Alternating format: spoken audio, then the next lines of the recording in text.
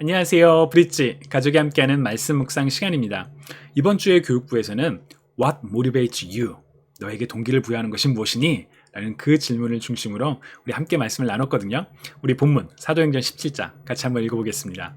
아테네에서 그들을 기다리는 동안 바울은 그 도시가 우상으로 가득 찬 것을 보고 매우 격분했습니다. 그래서 그는 회당에서는 유대 사람들과 하나님을 경외하는 그리스 사람들과 또 시장에 나가서 날마다 우연히 만나는 사람들과 토론했습니다. 아멘.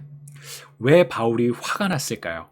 사실 이 내용을 고민하면서 이제 이 모티베이션, 무엇이 우리를 이제 이끄는가 이런 질문으로 시작을 했거든요. 그래서 설교 처음에는 우리 삶에 What motivates you? 너의 삶을 그렇게 이끄는 게 뭐니? 너는 왜 이 일을 하니? 이제 이런 질문을 통해서 같이 시작을 했었는데 사실 굉장히 중요한 질문인 것 같아요. 특히나 우리 어린 세대들 같은 경우에는 부모님이 시켜서 혹은 뭐 해야 된다고 하니까 그렇게 하는 일들도 있지만 사실 그런 일들이 이 나이 또래는 많이 있겠죠. 그러나 이 아이들이 점점 크면서 내가 이 일을 하는 이유가 다른 누가 시켜서가 아니라 내가 가지고 있는 어떤 특별한 이유, 그것 때문에 이것을 한다. 그런 자기 주장이 확실해지는 것 정말 중요하거든요. 그러니까 부모님이 시켜서 공부하는 게 아니라 정말 내가 하나님의 부르심을 따라서 하나님께서 이런 삶을 원하시니까 내가 이런 걸 한다. 라고 고백할 수 있는 그런 참된 신앙을 전하는 게 우리 부모에게 참 중요한 부분이 아닐까라는 생각을 해봅니다.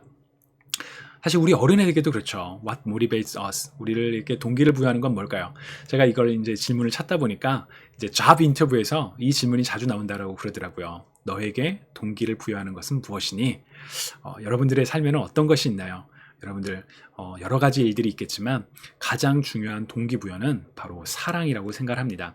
왜냐하면 바울이 2차 선교 여행 중에 막 쫓기듯 이제 가다가 이 아테네라는 지역에 갔을 때 사실 아테네는 바울의 1차 그 선교 대상지는 아니었어요.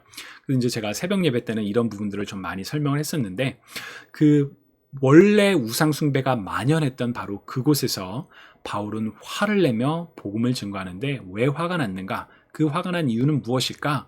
바로 하나님을 향한 사랑과 또 복음을 알지 못하는 사람들을 향한 사랑과 안타까움의 마음이 바울로 하여금 화를 내고 그리고 화로 끝나는 것이 아니라 복음을 증거하는 일로 연결이 되게 하거든요. 그래서 우리 안에 정말 하나님을 향한 사랑과 열정, 이웃을 향한 사랑과 열정이 우리의 삶을 이끌어가게 하는 것, 그 삶을 따라가는 것이 정말 중요하다고 저는 믿습니다. 그렇기 때문에 What motivates you? 네 삶을 이끄는 것은 무엇이니? 라는 그 질문에 우리는 담대하게 love God, 하나님을 향한 사랑, love for others, 다른 이를 위한 사랑이라고 고백할 수 있으면 좋지 않을까요?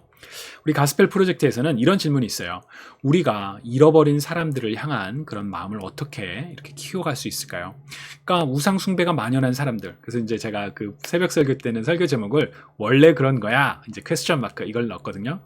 하나님을 알지 못하는 거 당연한 거야. 원래 그런 거야. 라고 넘어가는 게 아니라 그들을 향한 사랑의 마음을 어떻게 키워갈 수 있을까? 또 두 번째 질문. What are some ways we can build a bridge with unbelievers in our own community? 사실 이 내용은 우리 예배 시간에는 잘 다루진 못했어요. 그래서 이제 성경 공부 시간에서 좀 커버되기를 바라는 마음이 있는데, 뭐냐면 바울이 이 아테네 우상 숭배로 가득한 이 이제 개역 개정에서는 그냥 아덴이라고 번역이 되는데 이 지역의 사람들에게 복음을 전하면서 내가 당신들을 보니까 당신들이 여러 그 우상의 제단이 있는데 그 중에 알지 못하는 신에게 바치는 제단도 봤다.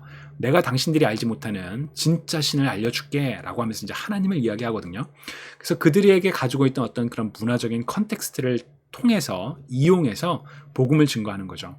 그러니까 우리가 복음을 증거할 때는 담대하게 예수 그리스도를 믿어야 합니다 라는 전한 것도 필요하지만 또 지혜롭게 그들에게 다가가서 전하는 것.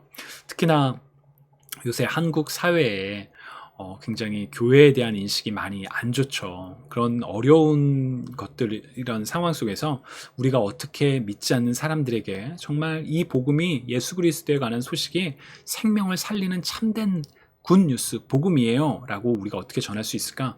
정말 우리가 지혜롭게 해야 될 그런 상황이라고 생각합니다. 그렇기 때문에 이 두 번째 질문들을 같이 나누시면서 혹은 생각해 보시면서 세상 가운데 복음을 증거하도록 우리가 그렇게 나가는 디딤돌이 될 수 있으면 좋겠습니다.